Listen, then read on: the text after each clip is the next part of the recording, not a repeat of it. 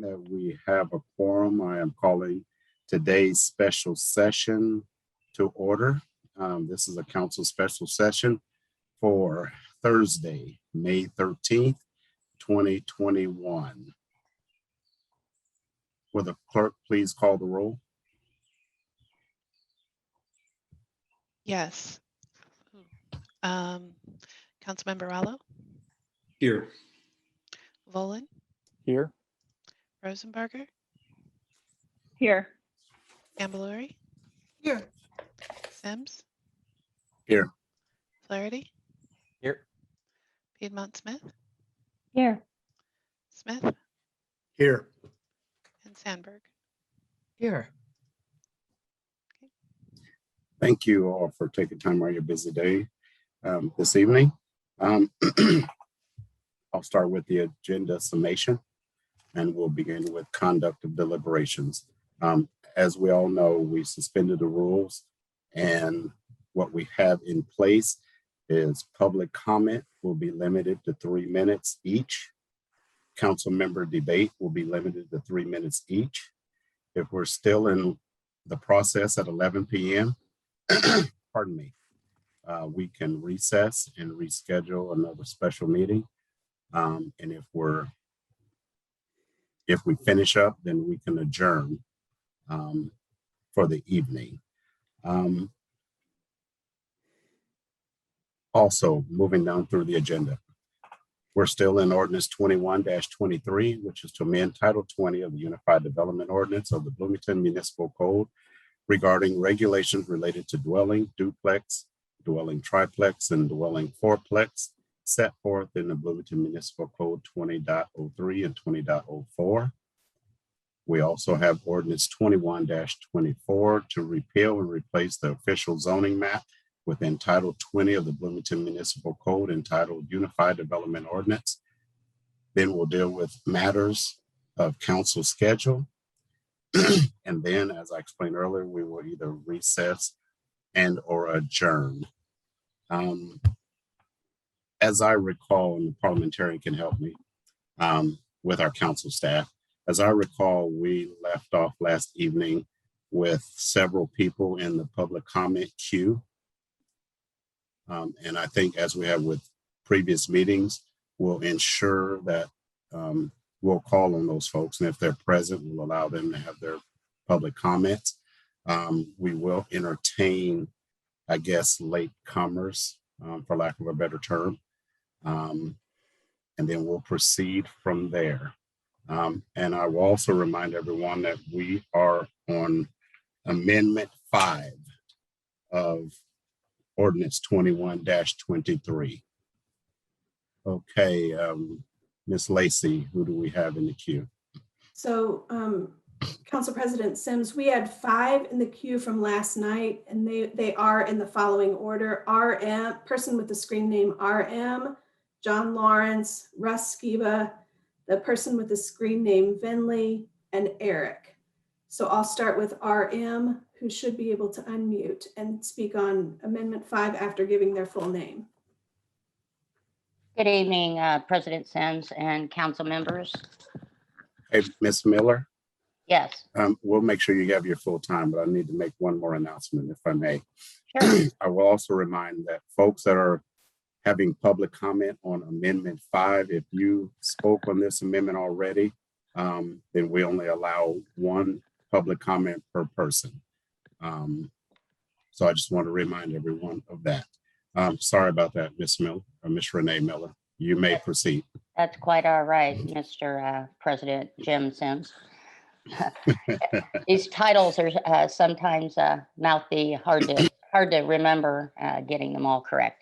Okay, I'm going to paraphrase a short story just because of time. A friend of mine, Dr. Bell, shared a story with me about a Black homeowner had to have a friend stand in for a third appraisal to have her home value doubled. She had put it up for sale. She had 2 appraisals. One came in at $125,000, another came in at $110,000. She had a friend's husband, white husband, stand in to have the third appraisal done, and the appraisal came in at 259,000. So racism and classism is still very much alive, and I think we have to keep that in mind. So is this amendment anti-racist? One would have to understand anti-racist policy to understand whether or not, as we as a city are writing anti-racist policy. The answer is no. Is it anti-classist? No. A lot of buildings have gone up in the last year, by right buildings. They were allowed, yet homeowners now cannot build by right. You work for us, not big business. Yet you have tied our hands. Now many hurdles and obstacles are in place. Why? Because compromise needed to happen, and it already happened. It costs 50% of homeowners, if not more, their ability to make by right decisions to our properties. In essence, by a vote of 9-0, the council may have taken away my ability to build 2 duplexes and renting those to family members, ensuring they do not become homeless, one of which is a mother of 3. 2 are targeted each time policy is made because they are not white nor wealthy. The inequities are real and it needs to stop. This amendment is not anti-racist. You have the ability to chip away at those inequities. Please vote no on Amendment 5. Amendment 5C is vague. It states the proposed use and development will not have undue adverse impacts upon the adjacent property, the character of the area, or the public health, safety, and general welfare. The wording and language usage is loose and may cause more harm than good. Policy is loose, most generally hurts and is used for micromanaging. It would inhibit the ability of the homeowner, further, in many cases, cause undue neighbor strife. I know that sentence didn't make sense, but in essence, it's going to cause strife between neighbors sometimes. We don't like something, nope, can't do it. You don't like something else, no, you can't do it. Neighbors get together and they don't like Jill or Mark proposal, nope, they can't do it. So if this amendment had been more specific, then I might have a different opinion going in, but it's just, the broadness is just too broad. I hope that you withdraw this amendment and bring a new one more specific to your concerns and vote no on this Amendment 5. Thank you. Thank you for your comments. Who do we have Thank you. next?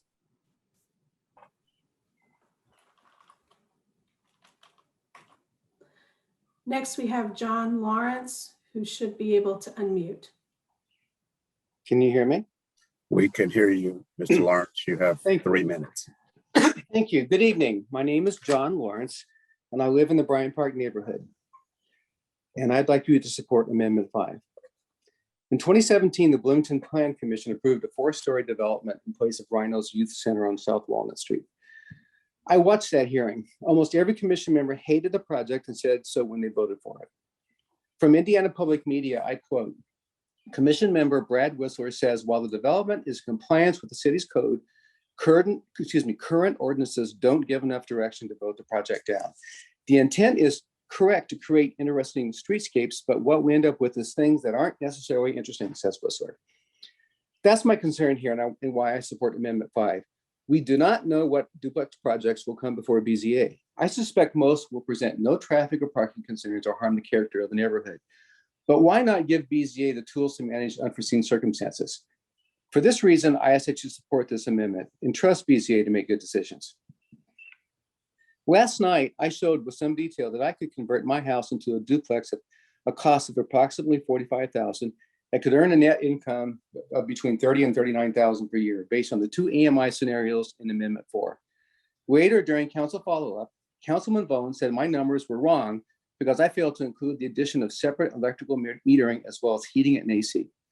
I felt this totally discredited the intent of my presentation. I'm not saying my presentation was going to change your mind about voting one way or another, but it might have. We'll never know. But the problem is Councilman Bowen had the facts wrong.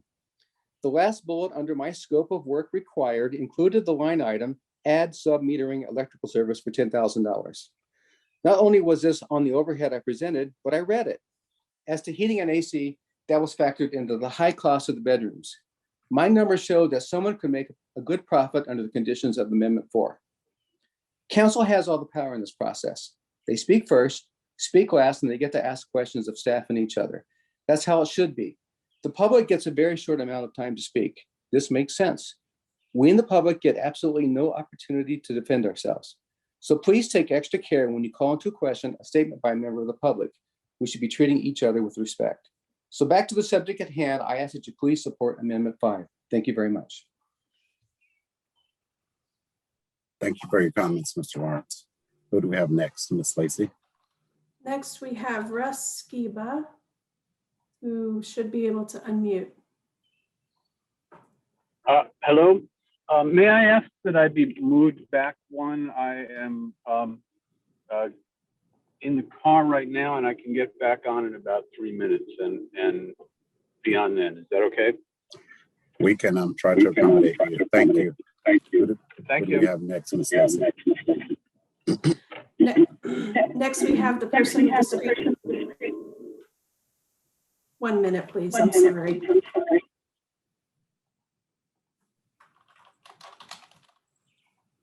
Next, we have a person with the screen name Venley, who should be able to unmute and state their full name. Hello, my name is Wendy Bernstein, and I'm not going to be able to see your timing, I'm afraid. Whoever is timing me, could you just give me a verbal? I'm actually not where I can see a screen. Yes, Would that yes, all right? yes, we can. Okay, that would be great. So, okay, I'll start.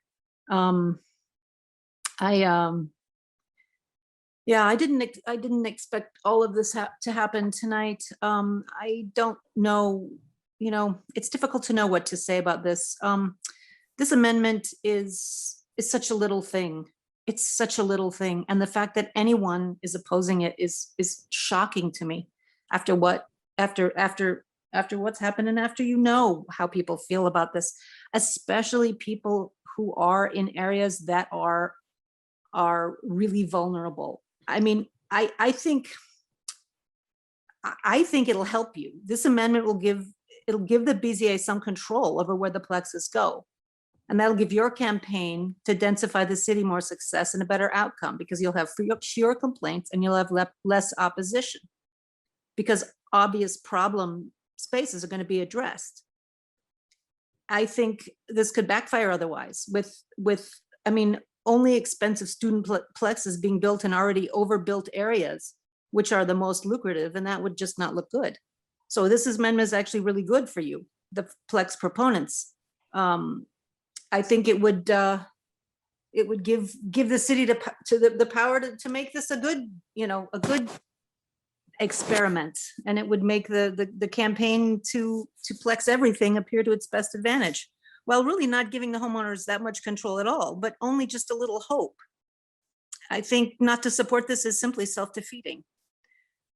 So 6 people to a plex means maybe 3 or 4 cars per plex.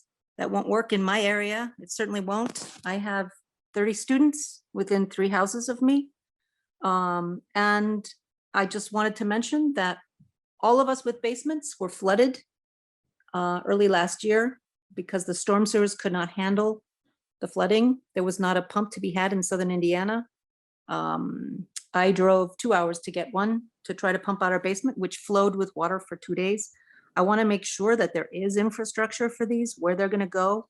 I want to make sure that, that if you want this 30 to seconds. succeed, thank you, that if you want this to succeed, you're not gonna both shoot yourself in the foot and give the residents like no chance to hope, that you're going to alienate them even further. I just don't think it's a good idea. And I would really urge you to vote yes on Amendment 5. Thank you for your comments. Thank Who do we you. have? You're welcome. Who do we have next, Ms. Lacy? I believe Mr. Skiba is back in the room. Let's see. Should be able to unmute. Yes, that's fine. Yeah, I'm Russ Skiba. First of all, I want to thank Council members Rallo and Council member Sandberg for their consistent advocacy for their constituents and the residents of Bloomington. They have consistently put forward amendments that would have yielded a careful analysis of what the housing needs of Bloomington were, how those affected affordability and equity. And when the Amendment 1 was defeated, they have consistently tried to put some guardrails on a proposal that is nothing short of reckless, really. It is a true experiment on the city of Bloomington, an experiment that we have no idea is that whether it's going to work. There's essentially two parts and two issues to the amendment. What it boils down to is, first of all, neighborhood input, that whether the citizens of Bloomington being exposed to what Mayor Hamilton calls this grand experiment, whether the neighbors or the subjects of this experiment have any say-so in how the experiment is going to be conducted upon them. So first of all, it's a support of neighbors. It's a support of neighborhoods. Second, it's a support of sustainability and climate equity. Are we going to, there was a gentleman there the other night who spoke and who was complaining quite a bit about all of the smell of traffic that came by his house. Well, that would seem to say to me, we ought to be monitoring traffic. We ought to be monitoring parking if we're really truly concerned about sustainability. So this is an issue of respect for the neighbors, and it's an issue of respect for sustainability and the climate that we say that we're all for. And yet I just heard pickiness after pickiness. I heard other council members picking this apart because it didn't meet, it wasn't well defined enough. I just find that so ironic. We are now about to be exposed to this experiment that is so undefined and could cause so much trouble. This amendment is so small compared to all of the undefined parts of that amendment. So it's unbelievable to me that it would be turned down on that basis. Again, I want to congratulate Council members Rallo and Council member Sandberg for this. This is a referendum, just as last night was a referendum on whether this council supports affordability. Tonight, it's a referendum on whether the council supports neighborhoods and whether it supports sustainability and a green approach. Now, I know those of you that have already made up your minds about this don't feel that way, but I assure you that the citizens of Bloomington do. I'd urge you to vote for amendment. Sorry. Thank you for your comments, Mr. Skiba. Who do we have next, Ms. Lacy? Next on the list should be a person with the screen name Eric, who has not joined the meeting yet. I have a message that he'll be joining shortly. So following that, we have the person with the screen name James Allison, who I believe is Tommy Allison, who should be able to unmute and state their name for the record.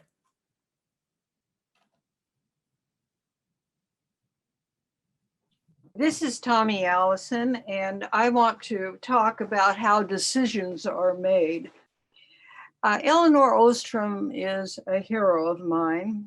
She Nobel Prize in economics, and she got her prize for how you manage the commons. And in this case, our commons is our housing stock. It's scarce, and what is particularly scarce are affordable units, whether they be homeowners or whether they be renters. And her approach is that the stakeholders have to be part of the decision making. And the why that and the rulemaking and the enforcement of it. And why is that? Because it cuts down on the friction and it keeps the peace over time. Now, I want to bring this up because on terms of the decision making, I felt that people kind of miss her point, which is it's almost as you think that you are doing your job if you're just listening to people. No, that's not enough. You have to address their concerns. They have to be part of the decision making. So when you come to something like you're going to have conditional use, and you need to have the conditions be specific. And parking is one of those kind of decisions or conditions. The neighbors who have experienced the higher density have said that the safety of the pedestrians and bikers when parking is not addressed, that there is problems with garbage pickup, there is traffic congestion. Now, these can't be simply dismissed. Those are real concerns. Those are part of the decision making. And this, I think, should be thought of. You should support Amendment 5 and be specific about the conditions that you are putting in conditional use. Thank you. Thank you, Mayor Ellison, for your comments. Who do we have next, Ms. Lacy? I believe that the person with the screen name Eric, who I believe is Eric Ost, is able to unmute now.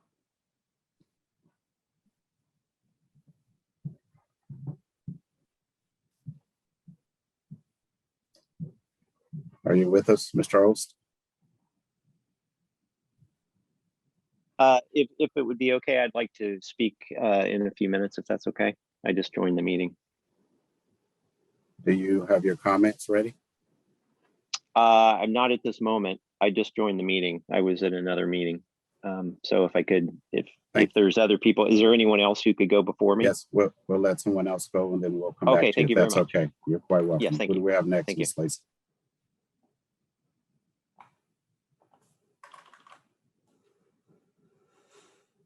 Next, we have the person with the screen name Jess, who should be able to unmute and state their full name for the record. Hi, my name is Jessica Griffin. Thanks for allowing more comments on Amendment 5 tonight. I had to leave the meeting early last night to rest before work this morning, so I'm definitely not jealous of your schedule, but thanks for hearing the extra comments. I'm sure we're all excited to be in the home stretch after a very long process. So I asked council to oppose this amendment. I have nothing profound to say about it. I watched the recording of what I missed yesterday, and I think several commenters spoke quite well to the significant flaws with this amendment. If we're going to single out one use for extra conditional restrictions, I'd rather it be on industrial uses than having some more neighbors. In my experience, more neighbors means more cookies, whereas those other uses maybe would be a little less fun. I also want to mention that a commenter last night said that they saw an issue with cars having to slow down to pass each other on the road. But just a reminder, that's one of the biggest benefits of street parking, to slow down the cars so they kill people less often. If traffic is a real concern, I would love to see council explore ending parking minimums in the future. Basically, I hope we can learn to love our neighbors even if they rent their home. Thank you. Thank you for your comments. Who do we have next, Ms. Lacy? Next is Karen Duffy, who should be able to unmute. Am I unmuted? Can you hear me? Oh, great. Okay. Yes. Just a minute. Let me get my comments here. Okay. I'm Karen Duffy, and I live in the near West Side. I support Amendment 5, and I hope the council will as well. Last week, there was considerable comment about the language in the amendment used to describe the conditions that the amendment proposes. For example, the terms character of the area, public health, safety, and general welfare, and undue traffic congestion were criticized by several speakers, both on the council and in the community, as being vague, so general as to be virtually meaningless. Others found them clear enough, but some critics did not. And perhaps that criticism was even behind the couple of community comments calling the amendment an embarrassment and requesting that the speakers withdraw it. So for those who think the language is too vague, I decided it might be helpful for me to speak tonight from my experience of applying last fall for approval of an ADU. That process required me to address some of these very same terms proposed in Amendment 5, namely my ADU would have no, quote, adverse undue impact upon the adjacent property, the character of the area, etc. Exactly as stated in item C of this new amendment for duplexes. I will tell you that when I first saw those on my application that I had to address, I thought they were general too and was unsure how to even respond. But a marvelous zoning officer talked me through those terms. This is what they do. After all, they're good at it. They're experienced. As Chris Sturbaum said, they've been talking people through this for, he mentioned 40 years, I believe it. And I can say it turns out not to be a burden on the applicant, although it might appear to be at first, it's not. And after I went through this process, I appreciated that the terms need to be flexible, which I find a much more accurate term than vague in order to cover, oh, I see, I have 30 seconds. Okay, to cover specific complaints that neighbors might have that wouldn't have occurred to me. So if the category isn't there, public safety, for example, they would have no grounds to say, well, that used to be a chemical dump and I don't want you disturbing those, or I don't know what they might say. So please support Amendment 5. These are not an undue burden. They make the homeowner accountable. They give the neighbors their say. And they've been used many, many times before. Thank you very much. Thank you for your comments, Ms. Duffy. Who do we have next? Ms. Lacy? Next I we would have, suggest we go with someone and go with Mr. Eric, or screen name Eric, after the next person, if that's okay. yes. Next we have Barbara Moss, who should be able to unmute. Okay, I'm Barbara Moss, and I don't have much to say about this because I think that the prior speakers who are in support, which I am as well as of this Amendment 5, have just done a brilliant job. This Amendment 5 is really almost like a boilerplate. It was brought up by the sponsors because it should be very non-controversial, because it has been a part of the UDO, of the prior UDO, for many, many years. And now suddenly it's being picked apart. And it just seems to be, this is part of a no culture, which is being espoused by the Planning Council at the behest, or at least at the advice of the Planning Department. And everything that comes up, except for one amendment, which I'm glad about, but which I understand in advance had been worked out, and not in response to the public comment. You're really, as others have said, you're simply not listening, and it's pretty shocking that something as minor as this, for the many reasons that have been pointed out, and because it is something that, as I said, is more or less boilerplate for so many years, shouldn't be controversial. And what I would like to see is for one of the non-sponsors of this amendment to re-sponsor an Amendment 5 or 6, so that it doesn't conflict with what Jackie Scanlon brought up and said that the planning, city planning is against cannot support this, is against it because it's too specific to this particular amendment for duplexes and doesn't apply to all of the other aspects of the UDO. So why don't you just reword it? One of you come up with another amendment and apply it to the entire UDO, because duplexes should not be harmed, or this particular aspect of the UDO, because it doesn't apply to the entire UDO. Why don't you just fix it and so that it can be applicable? And again, I support this amendment, and I really want to thank also Council members Rallo and Sandberg. Thank you. Thank you for your comments, Ms. Moss. What do we have next, Ms. Lacy? Next, we have the person with the screen name Eric, who should be able to unmute. Thank you. My name is Eric Ost, and I appreciate your allowing me to speak this evening. I would request that you vote to adopt this amendment. Infrastructure is a very important and critical component to the housing equation, and infrastructure capacity varies across our community. One of the important considerations for housing should be determination of adequate infrastructure, and parking is not the only element of infrastructure that we should consider.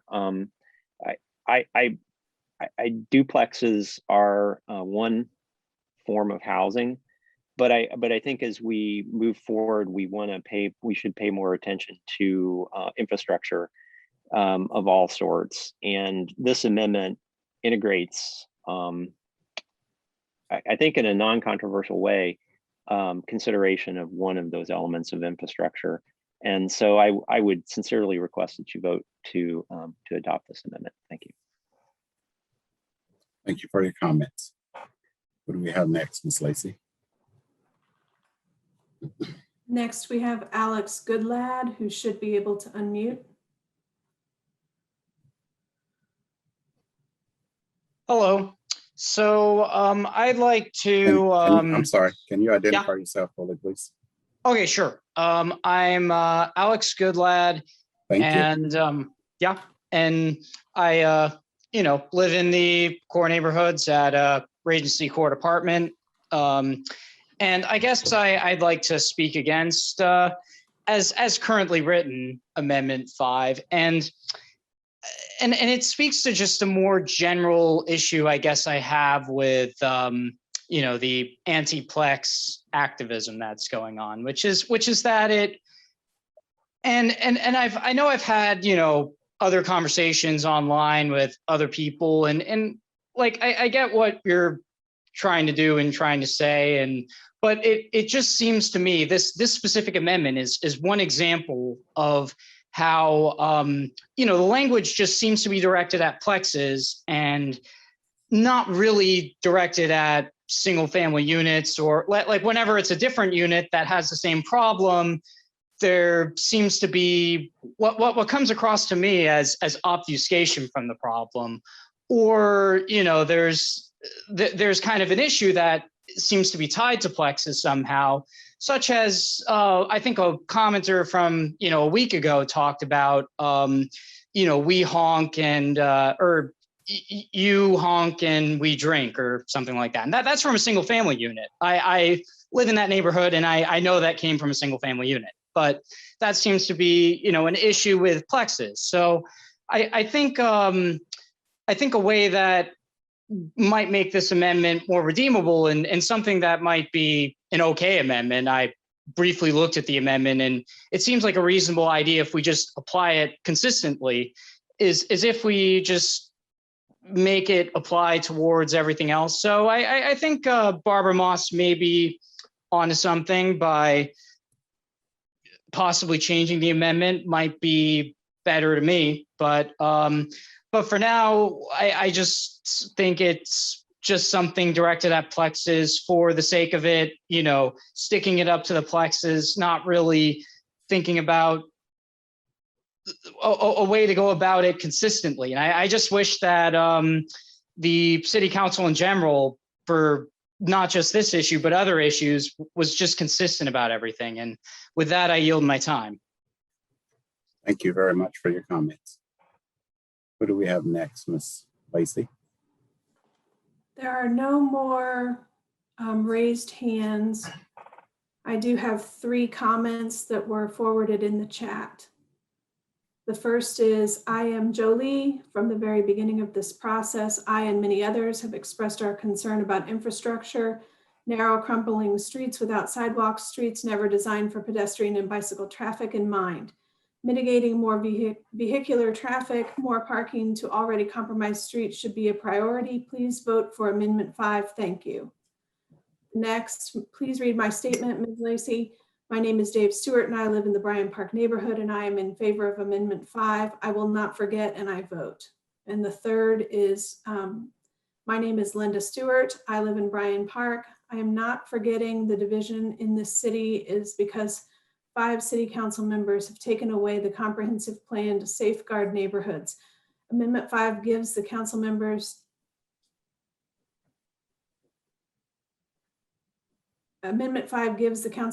to ensure safeguards. Amendment 5 will at least safeguard neighborhoods to make sure that they are not overdeveloped. Please support Amendment 5. Thank you. Thank you very much. If we have anyone else that for public speaking, I just want to remind the public that you're allowed to have 1 comment on Amendment 5 as a reminder. I would also remind that if you'd like to have a public comment, you can please indicate by using the raised hand function in Zoom, or you can send a message to our meeting host through the chat function. So you could be acknowledged in order to public speak. Who do we have next, Ms. Lacy? I see 2 hands raised. The first is the person with the screen name Steve, who should be able to unmute and state their full name for the record. Yes, my name is Steve Lehman. I live in Arden Place, and I support Amendment 5. And I appreciate all the work that Dave Rollo and Susan Sandberg have done to protect the neighborhoods here in Bloomington. Thank you very much. Thank you for your comments, Mr. Lehman. Who do we have next, Ms. Lacy?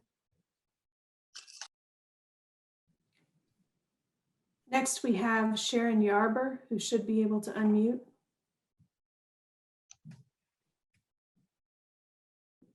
Yes, hello. Can you hear me? Yes, ma'am, we can hear you. You have 3 minutes.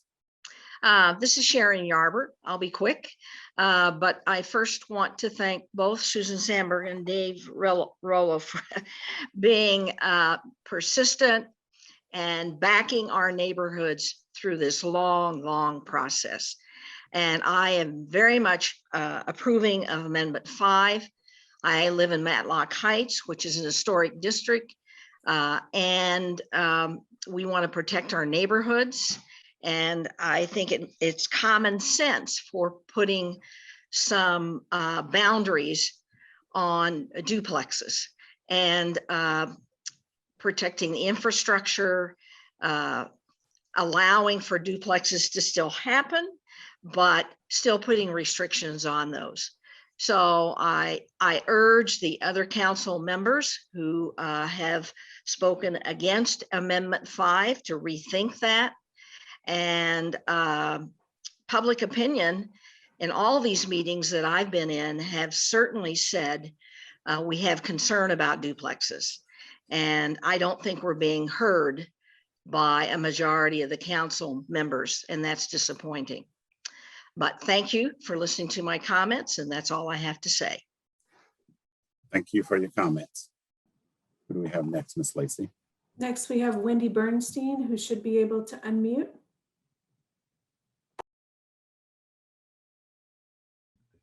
Hi, this is Ed Bernstein. I actually was not planning to speak tonight. I support this amendment. It seems like a very small thing, as other people have said. And I actually agree with Barbara Moss. I think maybe we wouldn't have all this acrimony if it was rewritten by some other folks. In general, I must say over the many weeks that I've attended these things, I'm very sad, disheartened, how so many people on the Plan Commission, Council, and in some cases, the public have maligned Mr. Rollo and Ms. Sandberg for their genuine efforts to find a way forward for all of us. These things are not pot boilers that have been put in to try to divert this issue. I'm also very upset about people, I've said this before, calling us classist, racist. I am not that. You don't know anything about me. You know nothing about my life or what I have done in it in my 77 years. We now have a very divided Bloomington that desperately needs healing. There was a comment made last night by Jeff Richardson that we have all this expertise in this community, in addition to the Planning Commission and you all. And I hope that we can come together and use some of this expertise in the future so we can work on this and heal the divide. Thank you very much. Please support this. Thank you for your comments. Who do we have next, Ms. Lacy?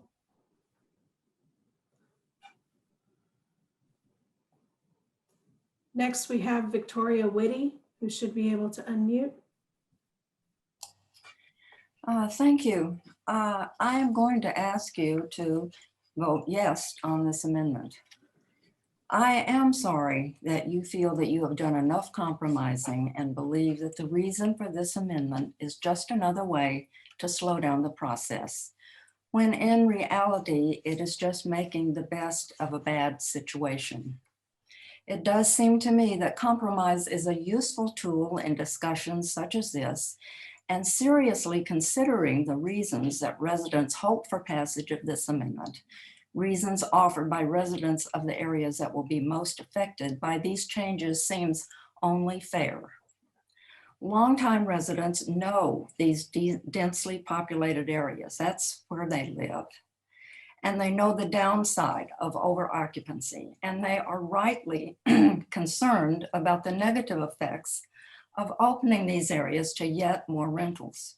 Contrary to the opinion of many of you on the council, the likelihood of young families or young professionals buying a small house, converting it to a duplex, renting one side and living on the other is small to nil.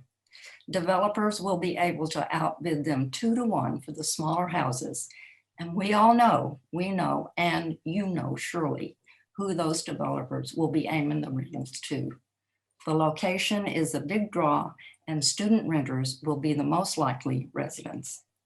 The additions to the permit process that this amendment would provide, additions that were stripped from the earlier UDO, provide a small measure of neighborhood input and are a small drop in the bucket of the things that you tonight can do to show your goodwill to longtime residents of these areas.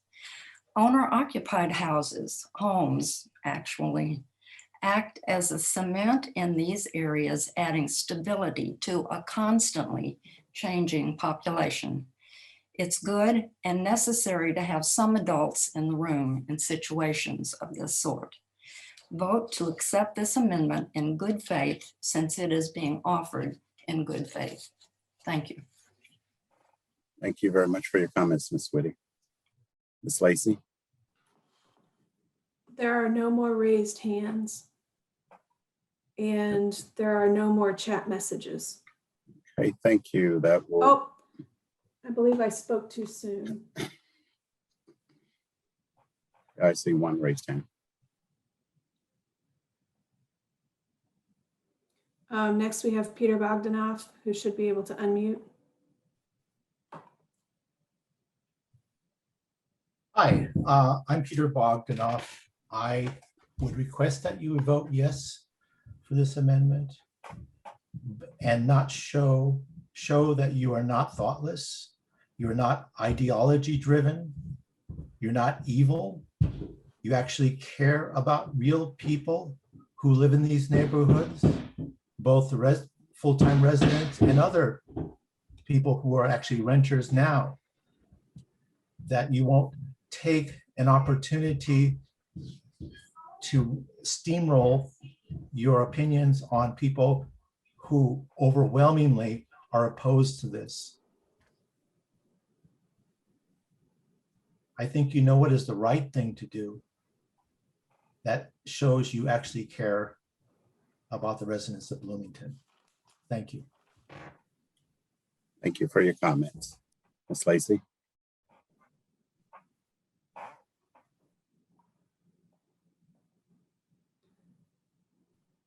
I'm sorry, my screen keeps jumping around as people come in. I don't see any more raised hands, and I do not have any additional messages in chat. Okay, thank you. And that takes us to final comment to council on Amendment 5 of Ordinance 21-23. Do we have any who would like to? Councilmember Rollo. Thank you, President Sims. I'll follow on a few of the excellent comments that we received this evening and last evening. But first, I'd like to address Ms. Scanlon's comment that she makes, to me, a compelling case to apply these criteria to other uses. For instance, you mentioned quarries and commercial activities. So this doesn't preclude that. We can revisit that, and we can apply these same criteria. And I think that we ought to, because I think it's proven useful. I think Ms. Duffy's experience was informative and instructive, that it wasn't an undue burden. It was helpful. And I'd like to remind everyone, and I think it was said during comment, that this is simply restores language within the UDO that has been existing. So we've been living with it for some years, and it hasn't caused problems. Apparently, it's been had utility.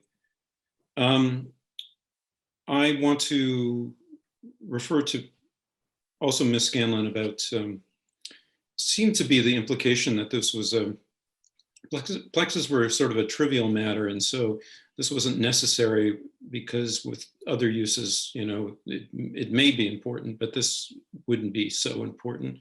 But I don't see it that way. I agree with Peter Dorfman that, you know, this is limiting zoning for single family for all Bloomington is a transformative thing to do for the community. It's very broad sweeping. The impact may be significant. The greatest impact is very likely to be core neighborhoods. That's why so many in the core neighborhoods have spoken this evening and last. They have a history of adverse impacts. And so they know what deregulation might bring. They also have very tight, close-knit neighborhoods that with a lot of experience to bring to bear. So I think these criteria are in Amendment 5 are important to consider. It is important for residents to have this language explicit in code to give them confidence that such things as traffic congestion and other adverse impacts will be taken seriously. And just to end, I liked Wendy Brick's, I think she put it well to say, this is intended to bring about a better outcome because it taps the experience of the people in the neighborhoods to bring that about. So please support Amendment 5. Thank you. Thank you, Councilmember Rollo. Do we have any other council members who wish to make a final comment? Councilmember Piedmont Smith. Yes, thank you. I'm just pulling up my comments. I know that last week during the discussion of Amendment 3, I mentioned that conditional use criteria are a more appropriate place to protect against negative impacts on residents. But upon further reflection and looking at the specific text of Amendment 5, which does indeed deal with conditional use criteria, I'm actually opposed to this amendment. I would like to review the elements of Amendment 5 to explain why. Number one, it creates conditional use criteria to apply only to duplex dwellings in R1, R2, and R3 zoning districts. Now, Councilmember Rollo did refer to this, but as what we have right now is that it only applies to duplexes. I think that the concerns are applicable to at least some of the other 54 conditional uses that we have in our UDO. So if those concerns are universal, we should wait and make this a universal application, which we could do by asking the Plan Commission to consider it. Number 2, Part A of the suggested text to be added requires a pre-submittal neighborhood meeting. This has already been accepted and required as part of Amendment 2. So I don't even know why that language is in there. Number 3, Part B of the suggested text to be added says, quote, "The development will not cause undue traffic congestion nor draw significant amounts of traffic through residential streets," unquote. In the old UDO, I believe this condition was invoked in the case of a non-residential use that drivers had to drive through a neighborhood to get to. On the other hand, I find it perfectly reasonable that a resident would drive through residential streets to get to their home. So I don't know how another resident, I mean, it's a residential use and it's just like having another single family home. You have a duplex, people drive to get there. If parking is the issue, then why not mention parking? Furthermore, this Part B in the amendment is redundant since the UDO already has a conditional use criterion that says adequate public service and facility capacity shall exist to accommodate uses permitted while maintaining adequate levels of service to existing development. Also, if Part B is enacted, a traffic study may be required, which then again, it makes it only feasible for a big developer to create a duplex because traffic studies are expensive. Part C of the suggested text talks about undue adverse impacts upon the adjacent property, the character of the area, or the public health, safety, and general welfare. This language is vague and not helpful to the BZA in reaching a decision. Granted, some of the current UDO language is a bit vague too, but adding more vague language just opens the door to more biased decisions.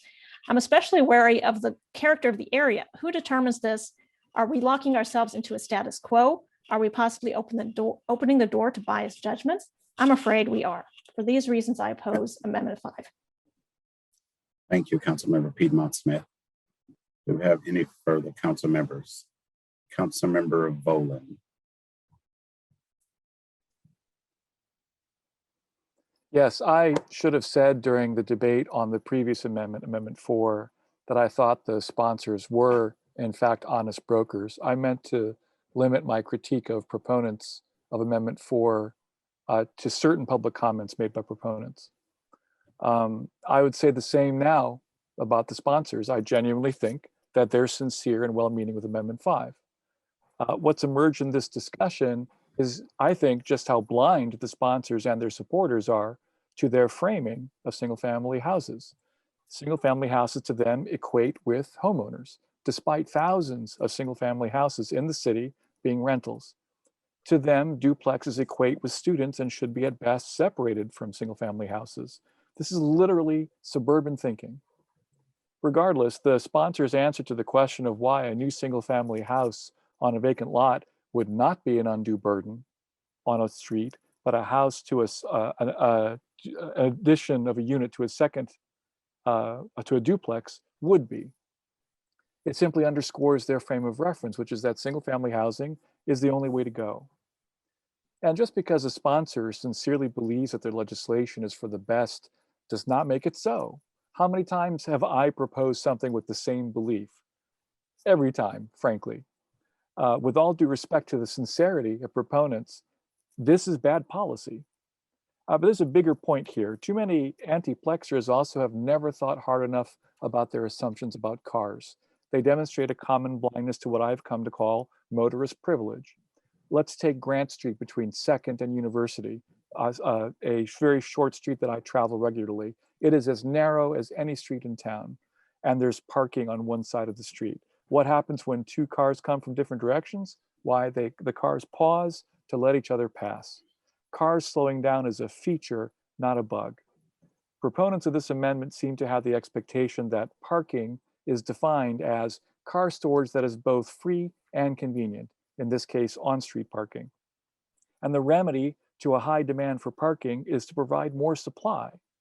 They'd rather have more parking than more housing. Demands for off-street parking are absolutely the worst thing to advocate for if someone has any interest in the environment. It simply induces more car traffic. Meanwhile, a traffic study is an absurd remedy for a duplex.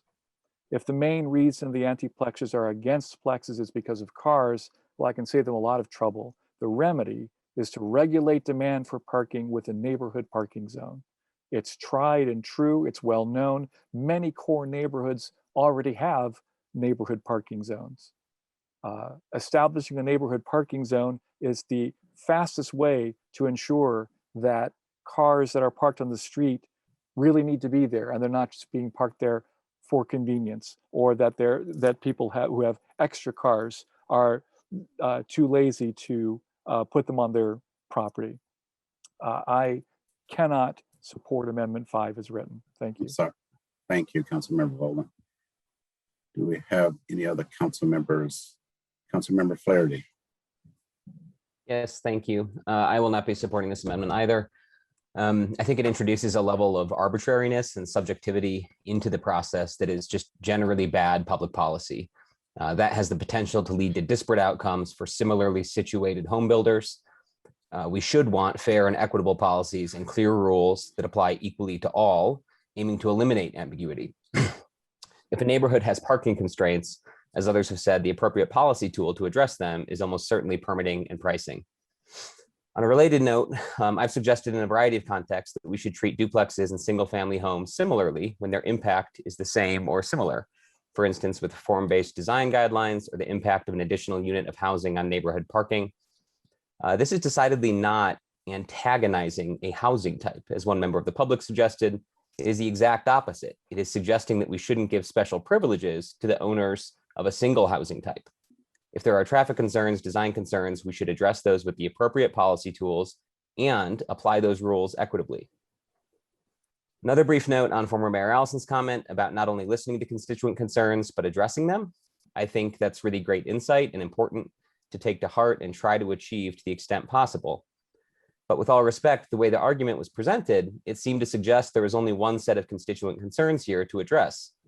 However, that ignores that plenty of constituents, and yes, people who live in neighborhoods and care deeply for them, have significant concerns about the negative impacts of this amendment.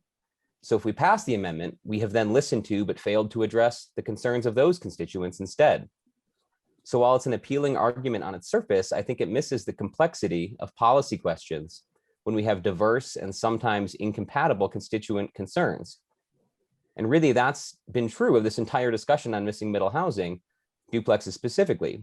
We have diverse and incompatible constituent views.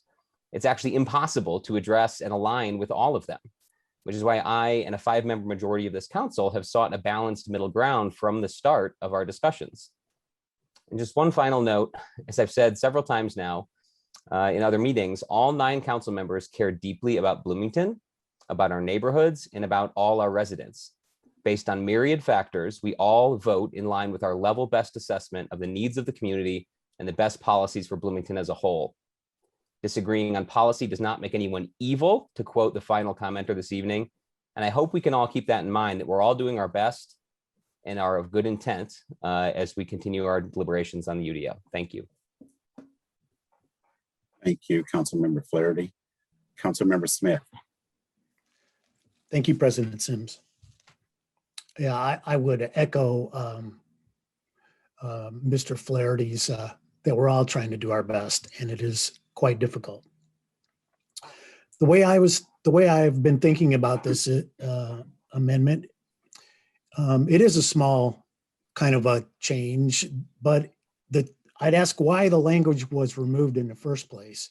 I mean, if you think about it, what happens in effect is that planning is somewhat limiting the influence of the BZA by taking away some of their criteria. Now, I'm not sure that's such a great idea.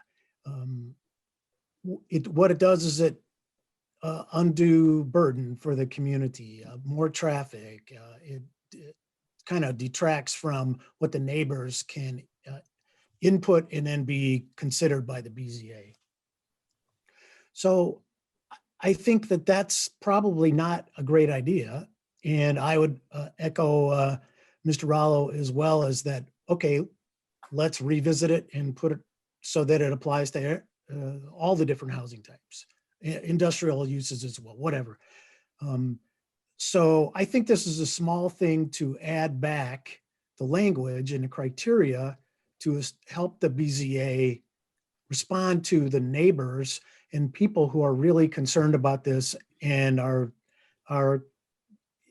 rightly expecting us to respond to their needs and their concerns. So I'm going to be supporting this, and thank you very much. Thank you, Councilmember Smith. Do you have any further comments from council members on Amendment 5? Councilmember Sandberg. Thank you. This was once again a good faith effort that was brought forward by Councilmember Rallo and myself with urging from our constituents who do have concerns. This was our only recourse at this particular venture to add that language back into the criteria for judging a duplex, given that what we have before us is to amend the UDO as presented to us by the Plan Commission. So this is an add-on, not to where it sits with the conditional use, the 10 criteria that the BZA uses, but this was our only opportunity to add this language back in. And just to clarify, B and C are the only new points that we are bringing to this. A is already there as a pending matter. I believe that was brought in through Amendment 2, if I'm not mistaken. So B and C are the only things that we are proposing get put back in. Now, I do want to talk a little bit about the roles that you play when you're on the BZA and when you're on the Plan Commission. And they are distinct from the job that I have this evening as a legislator on this body. When you are on the Plan Commission, when you are on the BZA, you are an arbiter of the rules. You have to take a look at your code, you have to consider your comprehensive plan, and you have to think, is this petitioner, is this project that's coming forward, does it suit our ordinance? Does it suit our code? Does it fit? So that's a completely different job that you have on those two bodies than I have tonight as a legislator. We are the ones who now set the code. We set the rules that the Plan Commission will need to live by, the planning staff will need to live by, and the BZA will have to consider whenever this new thing, the duplexes in the core neighborhoods in 1, 2, and 3 are going to need to deal with. So with all due respect, this is the best that Councilmember Rallo and I could do to try to get some of this helpful language back in, not to be divisive, not to say if you're for it, you're evil, if you're against it, you're not. That's ridiculous. This is simply a matter of good communication skills, giving the BZA another opportunity to use their common sense as they are also looking at the code and interpreting the code. Not all things in life can be checked off on a neat little box. Every once in a while, we have things that fall in that shades of gray category. And that's all this does. I serve on the BZA. I know that my colleagues on the BZA have good common sense and they have a strong ability to interpret the code, to allow things that are permitted by use, that are permitted on condition. The BZA will know what to do with language like this. I really didn't think it was going to be that big of a matter. And I did think it merited having a vote up or down on this. And I do think the conversation has been useful as we all wrap our heads around this policy change. Thank you. Thank you, Councilmember Sandberg. Councilmember Scambolari. Yes, thank you. I have some comments on just the process in this conversation and then also on this amendment. I don't typically comment on process or on specific comments, but I feel the need to tonight. I have heard participants in this conversation characterized as pro-plex activists or anti-plex activists, or the adults in the room, or the children in the room, or uncaring, or tonight, evil, which was staggering to me. I find it entirely unhelpful to have personal motives questioned and to have my colleagues and many speakers written off in this kind of way. And for what it's worth, those kinds of characterizations in and of themselves don't tend to influence my vote. So On to this amendment.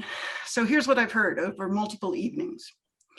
A lot of skilled, knowledgeable, well-informed residents are deeply concerned about the impact of added duplexes in their neighborhoods. Many knowledgeable, skilled, well-informed residents are not at all concerned.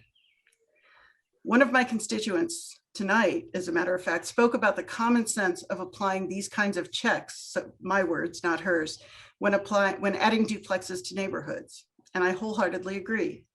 My vote here hinges on where and how to include those protections in our UDO. So last night, after last night's meeting, I spent a couple hours actually reviewing the language in the UDO, and most particularly section 2006, which for those of you who are inspired to look it up, starts around page 255 of the UDO. And I did my best to consider whether or not that language provides adequate protections for the kinds of things we're worried about. So what I saw there includes roads, access, drainage, water, sewer, schools, emergency and fire protection. It talks about adverse impacts or nuisances created by noise or smoke or odors or vibrations or objectionable lights. And that seems to me to be a pretty reasonable list and a pretty reasonable place to start. So I am satisfied for now that the language in the UDO will cover the kinds of concerns that people very rightly have about duplexes in their neighborhoods. If I am proven wrong, I will be happy to vote otherwise in the future, but for tonight, I will not be supporting this amendment. Thank you. Thank you, Councilmember Scambolari. Do we have any further comments? Councilmember Rosenbarger.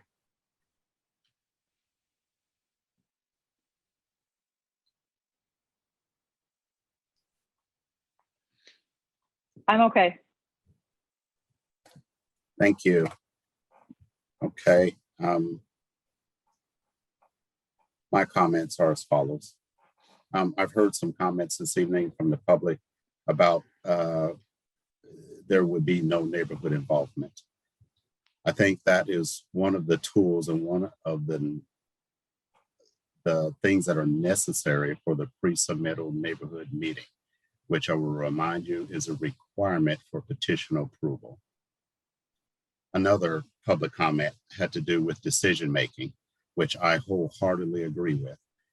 Concerns of the public need to be addressed and they cannot be dismissed.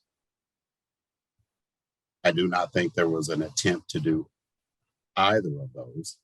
And again, this is not a perfect situation that we're in. However, part of addressing some of the public's concern, again, is a tool such as the pre-submittal neighborhood meetings. There are other tools, but that is an example of trying to address public concerns. If we disagree, it is not, and I repeat, it is not because I didn't listen to you. It is not because I didn't read your email. It is not because I didn't talk to you personally, to many of you. I am not evil, I am not thoughtless, and I do care. Do we have any further final comments? Councilmember Rollo. Thank you, Mr. President. Councilmember Flaherty raised the question to both Councilmember Sandberg and I that I think deserves a response. And he invoked it several times. And it had to do with why wouldn't we apply this criteria to single family homes?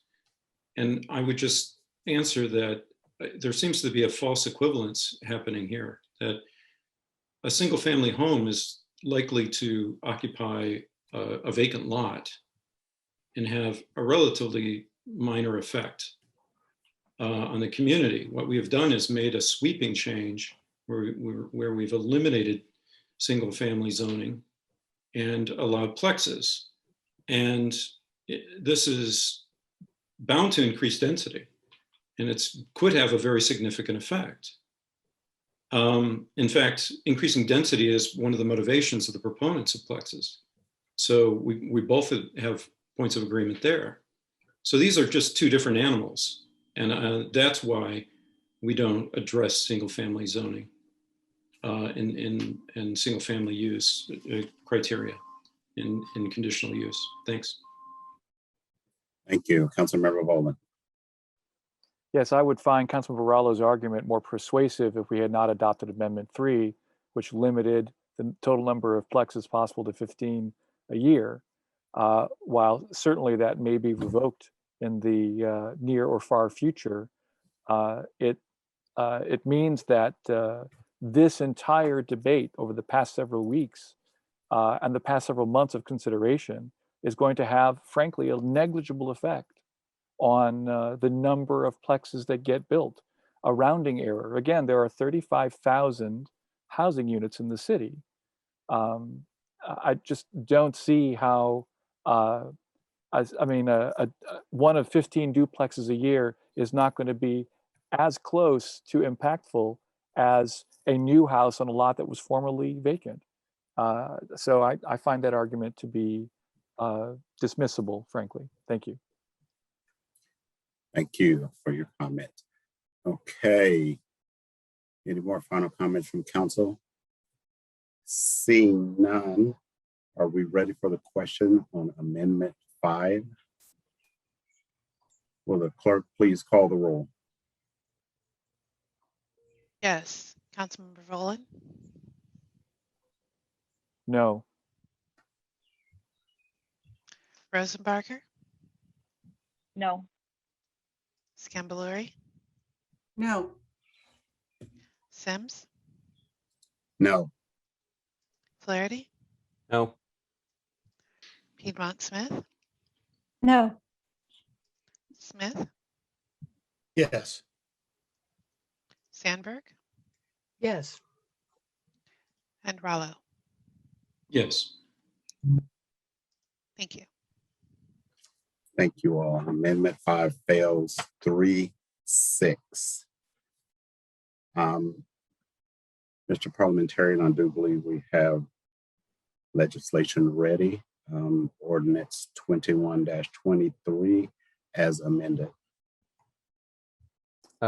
Yes, most typically at this point, we would return to council members for any additional questions on the ordinance as amended, consider public comment on the ordinance as amended before having council debate on the amended ordinance and then taking a vote on the question. I'm sorry. Before taking a final vote on 21-23. Debate on the ordinance as amended.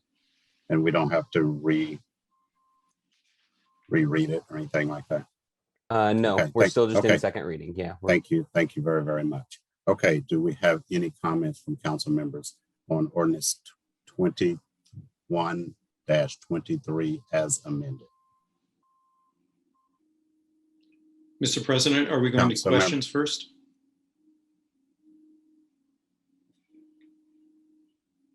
Questions to? The parliamentarian said we would go to questions and then comment. Are we going to questions, or are we not going to entertain questions? Again, I can clarify. Please do. Most typically, after considering amendments for an ordinance, when we return to the ordinance as amended, Yes. we would consider any additional council member questions for staff before going to public comment on the ordinance as amended, and ultimately council debate on ordinance as amended before taking a final vote on the ordinance. So that's where we are. Okay, thank you for clarifying that. That's exactly where I thought I was headed. So do we have any questions from council staff on ordinance 21-23 as amendment? Councilmember Rollo. Thank you, Mr. President. I have a question for Ms. Scanlon. Ms. Scanlon, you referred, I think, numerous times to an inventory of existing duplexes in the city. Could you share that information with council? Sure, not duplexes, plexes, but yeah. Plexes. Very good, thank you. Welcome.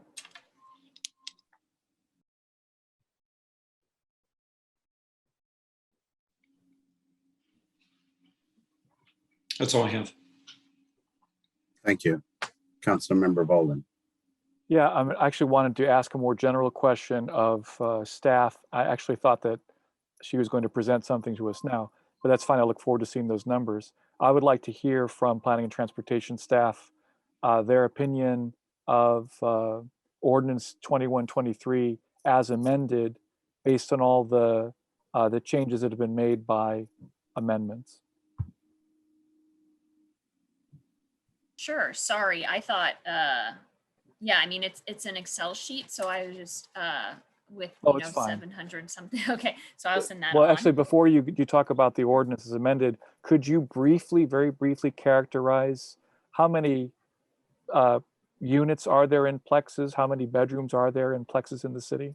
Oh, Have we that did number? not do that. We just located them. I mean, I see. we could do that, but I do not have that offhand. Okay. Sorry. All right. Well, so if you could please tell us, now that we've gone through an extended amendment process, what is staff's opinion of the changes that have been made overall based on what staff originally brought forward?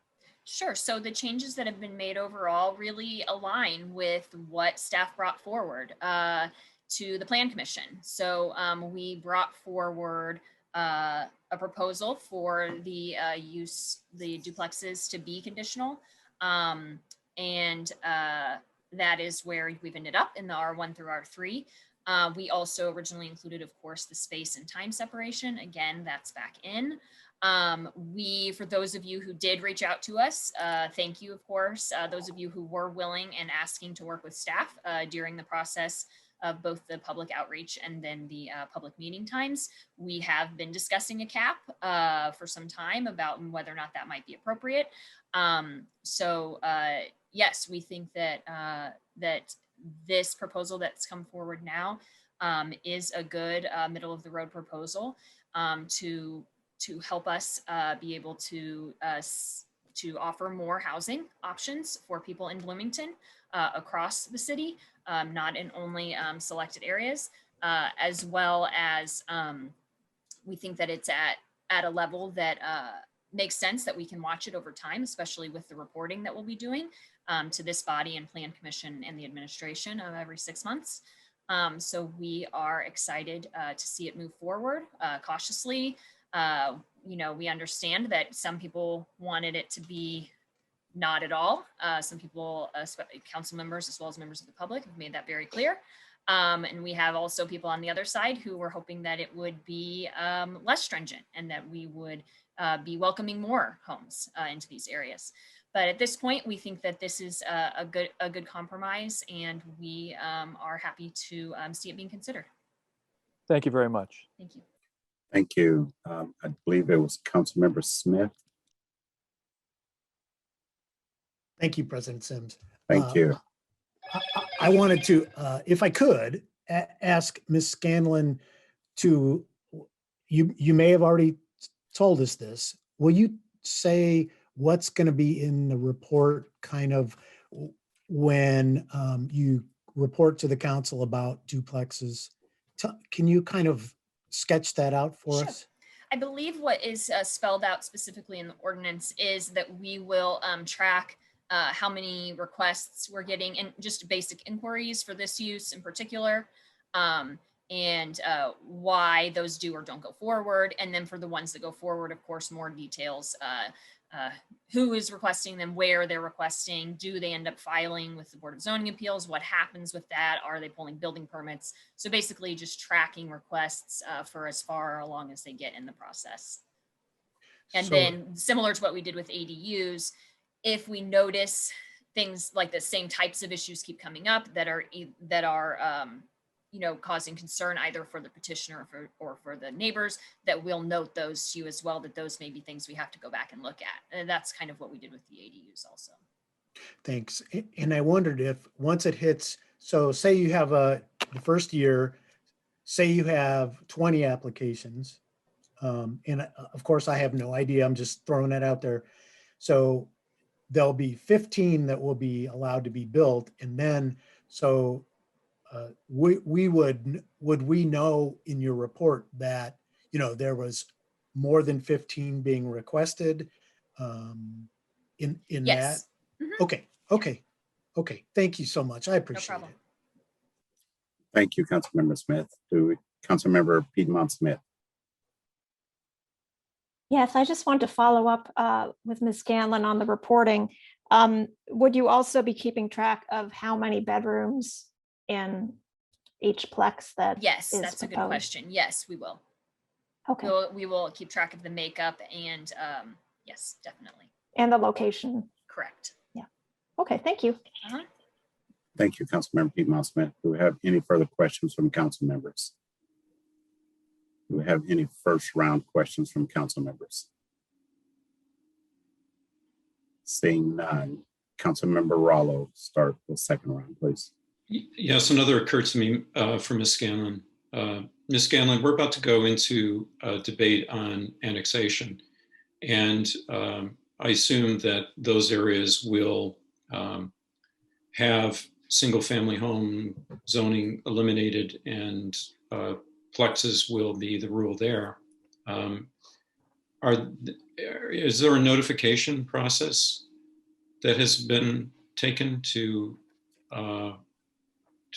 notify people in those areas of the changes? Sorry, to notify them of what exactly? Of changes within the UDO that will apply to them? No, I believe we are not the spearhead for annexation, but they will receive the required notification for annexation. And my understanding is that the rezone happens, the identified districts happen at that time. And that is when I'm sure we will receive questions. And just as a note, plexes aren't the rule anywhere. They're just an option everywhere. So yes, we will not, we have not, as far as I know, reached out to potential areas that may be in the city at some time in the future. No. Yes, I meant to say that they're an option everywhere, and there will be an option in all annexed areas. Yes, I just said, people hear one thing and then they get, so yeah, we just have to clear it up. Yep, thank you. Okay. Thank you, Councilmember Rollo. Do we have any further second round questions from council members?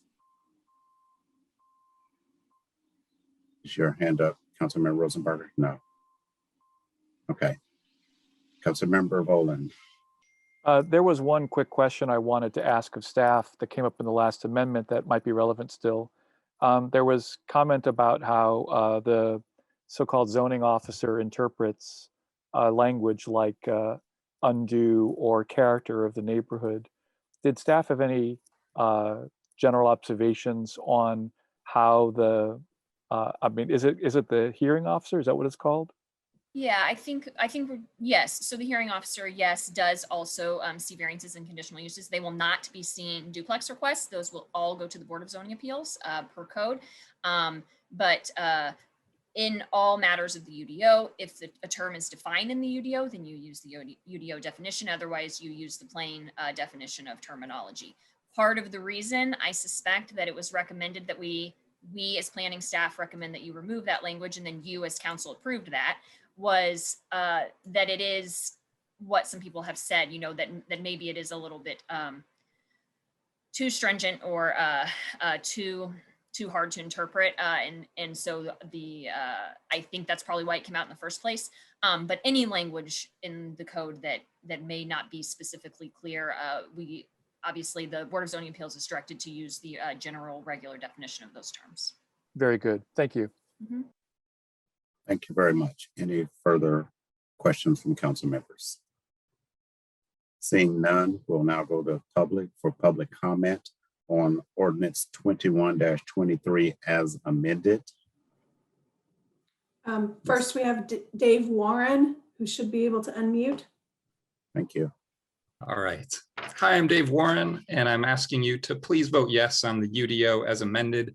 Like Amendment 2, it's not perfect, but it is still better than the status quo, and certainly a signal that change is possible and middle ground, while a bit muddy, is achievable. An incremental change allowing duplexes is a necessary but insufficient step towards a more forward-looking zoning ordinance. Will 15 duplexes a year make a huge dent in our affordability problem? No.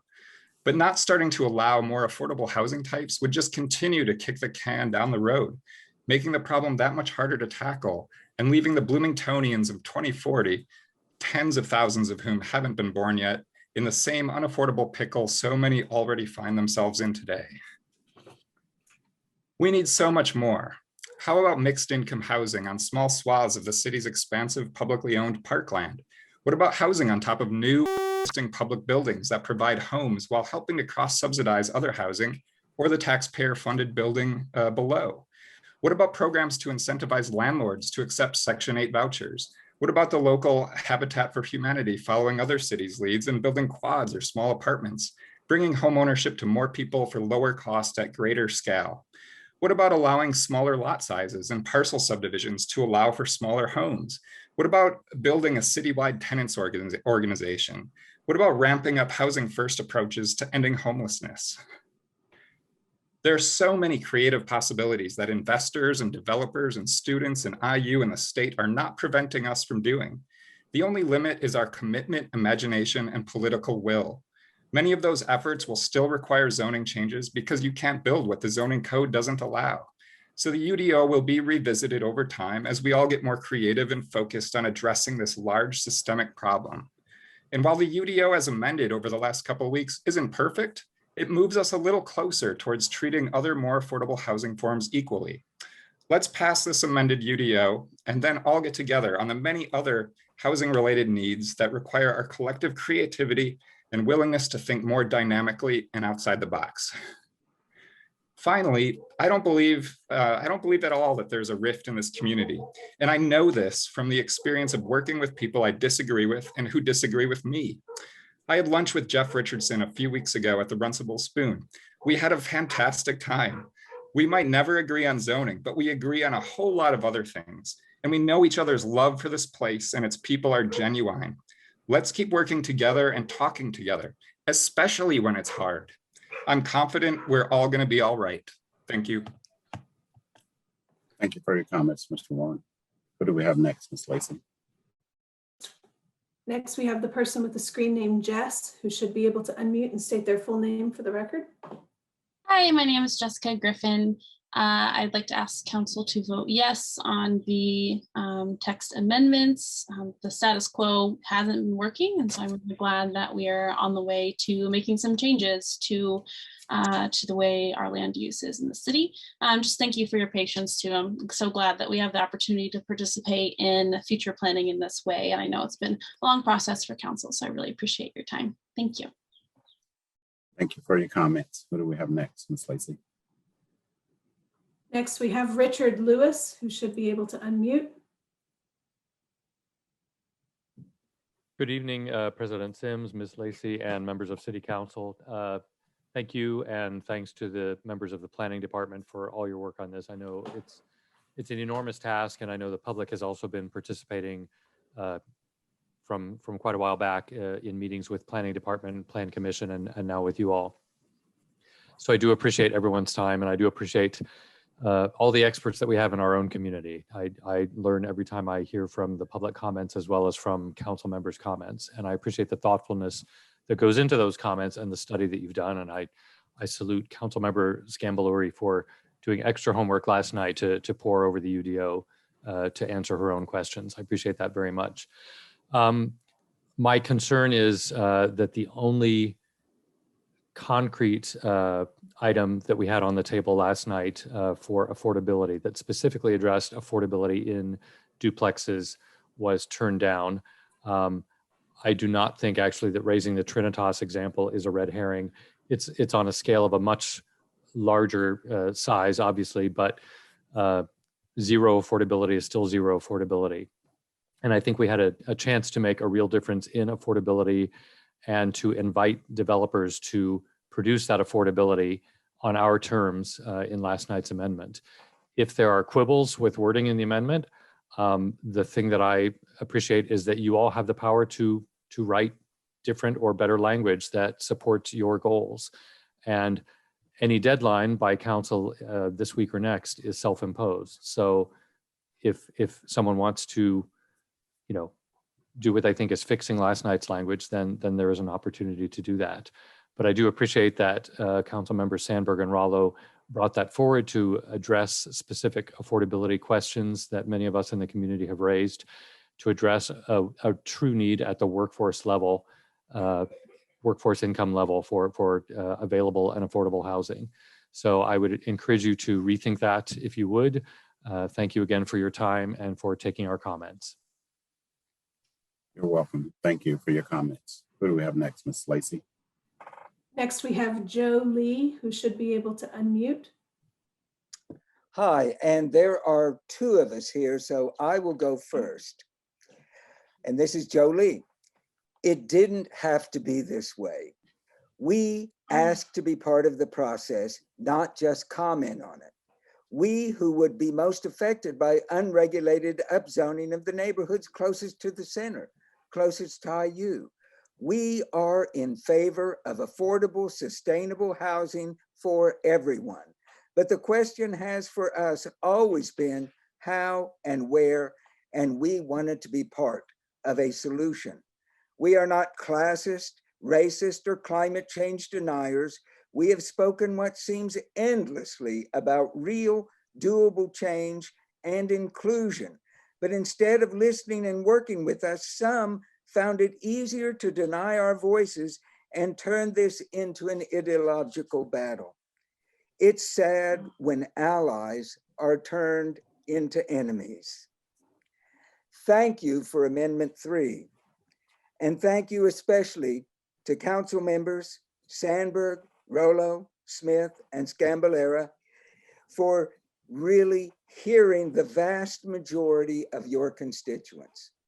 Thank you. And here's Besley. Besley Bryan Park, and I'm talking to you with my heart wide open, and I'm going to talk to you about winning and losing. The majority of City Council and the Mayor of Bloomington may feel that they have won a battle here for upzoning and building in neighborhoods near the center of town, and I would like to ask you, what has been lost here? I think we've lost a sense of trust, decency, and respect, and this has been felt by many people. Like Mayor Allison, I take heart in the work of Ellie Ostrom, the IU professor who won the Nobel Prize of Economics in 2009. She showed how communities can cooperate to share resources, ideas that right now drive debates about the future of our planet. To me, neighborhoods, growth, and green space are sacred resources we must evaluate, and nowhere more poignantly than here at our local level. Now listen to what she said. Ensure that those affected by the rules can participate in modifying the rules, and that rulemaking rights of the community members are respected by outside authorities. She said working this way from the bottom up is messy and time-consuming, but leads to the most sustainable of solutions when all players are respected in the process. The process we have all just participated in has been the opposite of her suggested methods. If this process had been handled differently, it could have led to real solutions with all involved, feeling heard, understood, and we might all even be excited together. Instead, the handling of discussion by accusingly raising awareness of political issues without actually seeing where your audience is coming from has been one with tragic results. The people who came here with genuinely concerned about rapacious real estate development have been called out on their alleged hidden agenda of racism and classism. And when we've expressed shock and dismay of these allegations, some have been direct, some have been implied, we've been ridiculed by some speakers and asked, why does being called a racist bother you? Listen, this has been so destructive of goodwill and trust, you can feel it. It is palpable. And here is the most confusing part to me of all. By allowing this tone into these discussions, you have created division from the very people that support you. I look at every one of you and I think, I care about you. What has happened here? And during a pandemic, on Zoom, where we aren't allowed to see each other's faces, this has been about as disenfranchising as a process can be for every single participant. And I mean every single one. The young person that disagrees with me, I want to see their face. So I, for one, am going to get on my knees tonight and I am going to pray And I'm going to pray that there will be some form of openness and willingness in the future to actually listen to each other and come together. And I want to finish. I have 3 sentences. I am ready to work for climate change. I am ready to work for affordable housing, and I am ready to work on racial harmony in a world where love is going to truly rule. Last sentence. Thank you for your not comments. posturing, no, not posturing and purity, but love. Thank you. Thank you very much. Who do we have next, Ms. Lacy? Next, we have Alex. Next, we have Alex Goodlad, who should be able to unmute.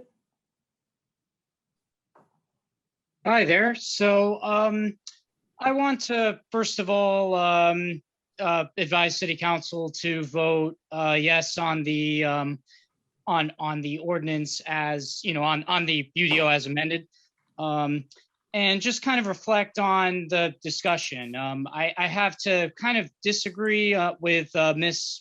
Lee on her characterization of this general process. I would say that the general process wasn't perfect. I'm not trying to say that, but I think it's a big improvement from, not to get too much into 2106, which I know a lot of you don't want to talk about it, but it's a big step up from that. If for anyone that was there and remember that, and let me say why. I think the big thing was that even if people like Ms. Lee feel differently, I think that concerns from a lot of the constituents that were against upzoning were heard, and we came to, I would say, a pretty decent compromise with limiting the amount of plexes, because the concern is that we don't want the plexes to swarm the neighborhoods, right? And so limiting it to 15 per year, I think it's a compromise. I personally don't agree with it, but I respect the fact that that I respect the hustle of the anti-plex activists, and I don't say that activist as a bad thing. I, for one, when I was petitioning for 2106, am a activist for the unhoused, and I respect the vigor that the residents of the core feel about this issue. I don't agree with it, but again, I respect it, and I'm glad that there was some listening to it, and there was, there weren't any meetings until 3 a.m. There was some splitting of the meetings, and there was most importantly some compromise. And I think that down the road we should take this model and apply it to every issue of every constituency, because the tables might turn, and for like the unhoused issue, and the constituency might be overwhelmingly in another direction, and for a variety of factors as to why the majority might say one thing in one meeting. So I think we should listen to the constituency, not necessarily, that doesn't mean agree with it, but have the discussions. And I want to end my comment by saying I invite the Lees to talk to me. You want to talk to people? Well, have a conversation with me, and I would love to. Yeah. Okay. Sorry. I'll yield. Thank you, Mr. Goodlad. Appreciate your comments. Who do we have next, Ms. Lacy? Next, we have Greg Alexander, who should be able to unmute. Hi, thanks. My name is Greg Alexander. I just wanted to thank the council members for their patience through this extraordinary public process. That's all. Thanks. Thank you for your comments, Mr. Alexander. Who do we have next, Ms. Lacy? Next, we have Kathy.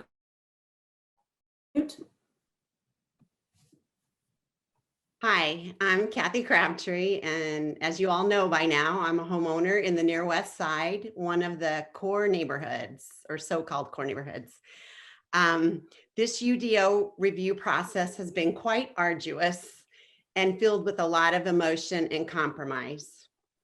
While the final product does not include everything I had hoped for, the resulting ordinance is a step in the right direction, a step towards a better future for more folks in Bloomington.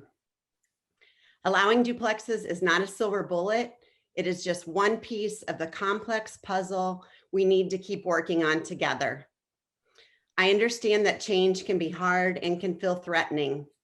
However, I'm confident that once folks become more comfortable with the idea of duplexes in their neighborhoods and see that residents who live in duplexes are just like the rest of us, we will get duplexes as permitted use eventually.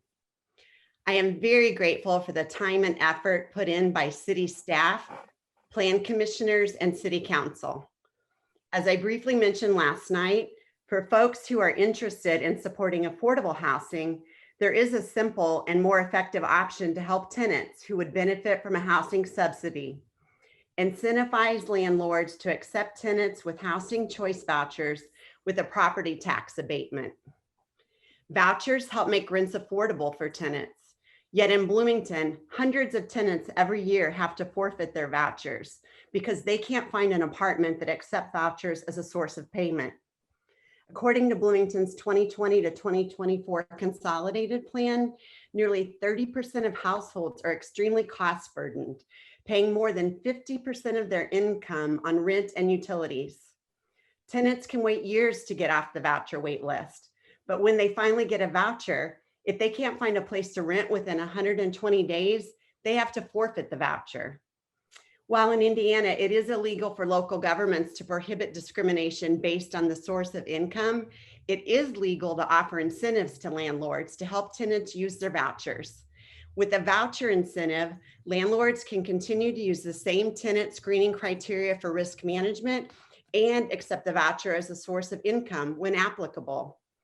Also, minimal new administrative capacity is needed for a voucher incentive program because Bloomington Housing Authority is equipped to manage housing choice voucher monitoring and compliance.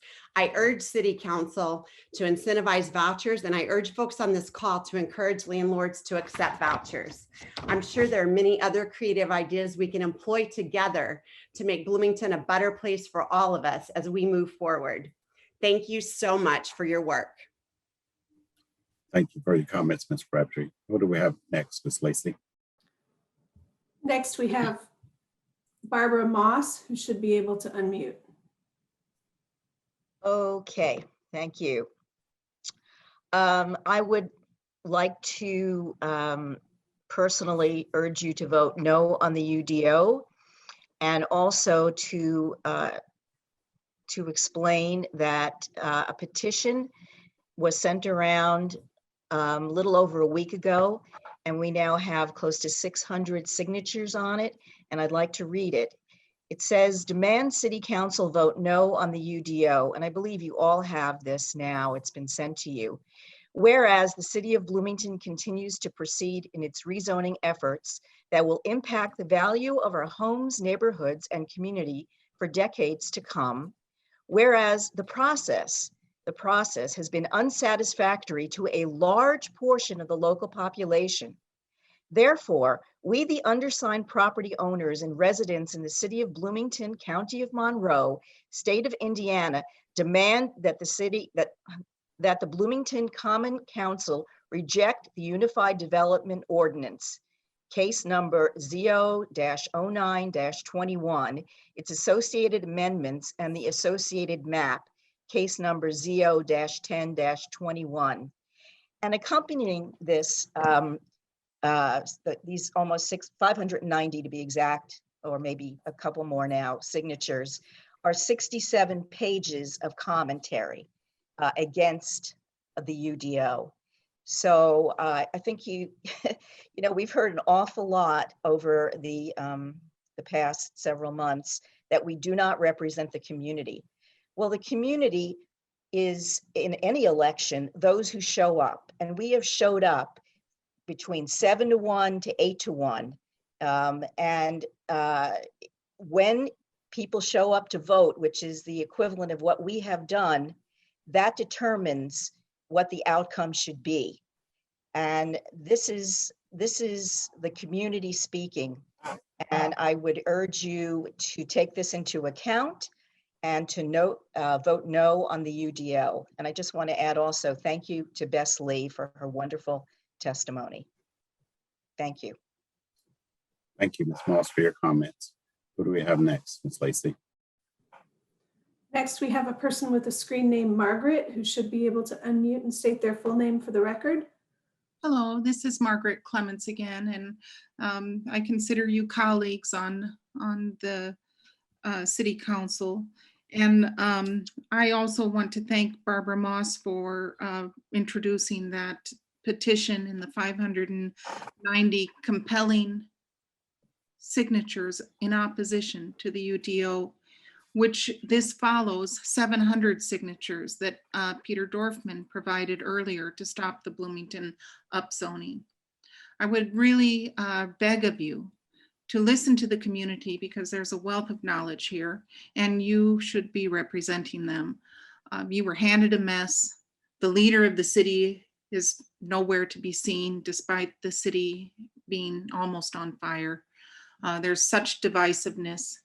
I'd kick it back to the Plan Commission, let them rework it, reject this thing, and work on it till they get it right. But they put you in an awful position. They put the city in an awful position.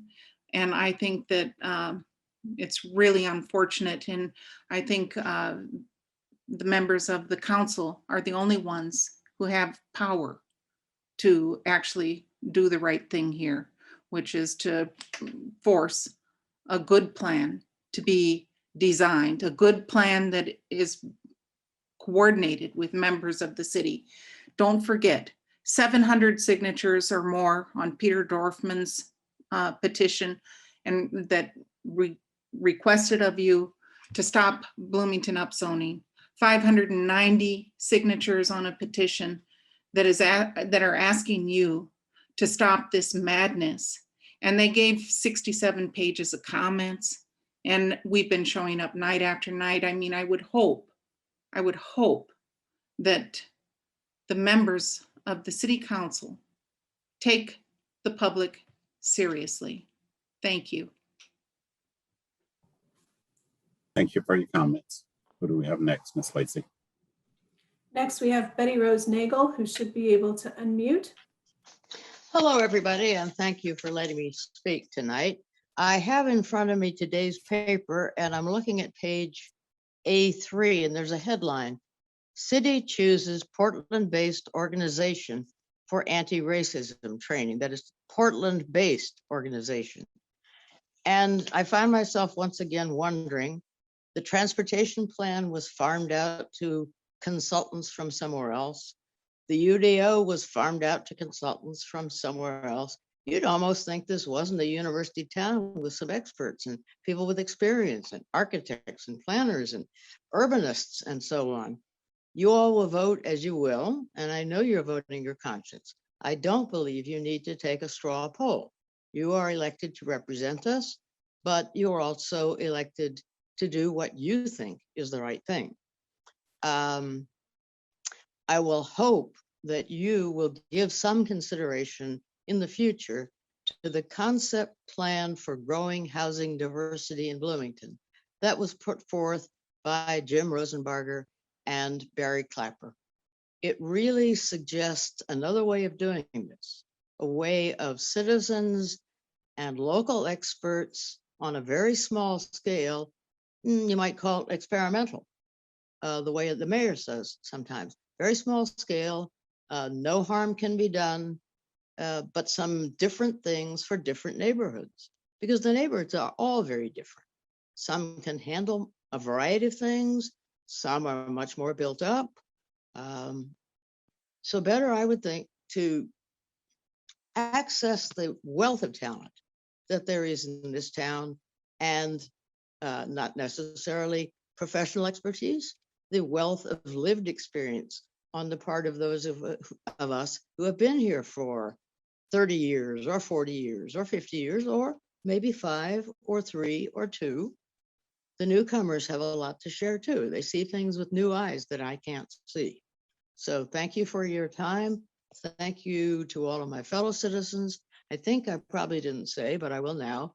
My name is Betty Rose Nagel, and I live in the Elm Heights district. Thank you all and good evening. Thank you. Good evening to you. Who do we have next, Ms. Next Lacy? is Pam Next is Pam Weaver, who should be able to unmute. Hi there, Pam Weaver here, Bryan Park neighborhood. There's only one person on this device tonight since my husband's decided to be a UDO slacker and instead go play soccer. So it's just me. I'm going to ask you to go ahead and support this amended language, even though I'm part of the community and a homeowner. And I don't think it goes nearly far enough toward the changes I'd like to see in my neighborhood. I'd like to see twice as many people, students or otherwise, and half the cars. I'd like to see smaller individual lawns and more people taking advantage of the public green space instead, like parks. I'd like to have my neighbors close enough that I can hear them laughing and enjoying their families and friends. But I understand the need for some compromise with those who might be uncomfortable living in that kind of neighborhood I'd prefer to live in. And I think the language as amended does have a compromise in it. So let's adopt this amended language, move forward, and give this a try. Thanks. Thank you for your comments. Ms. Lacy. Next, we have Janice Sorby, who should be able to unmute.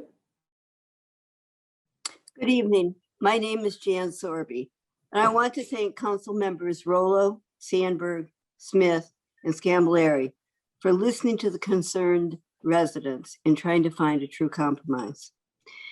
As you all know, I supported Amendment 1.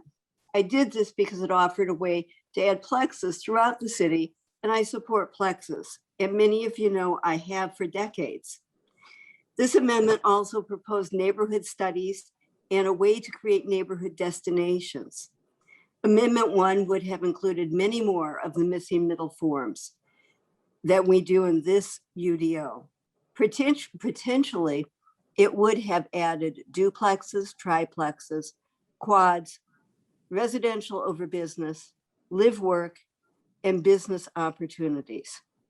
This would have been a gentle way to add density and housing options, but this outstanding proposal was never taken seriously.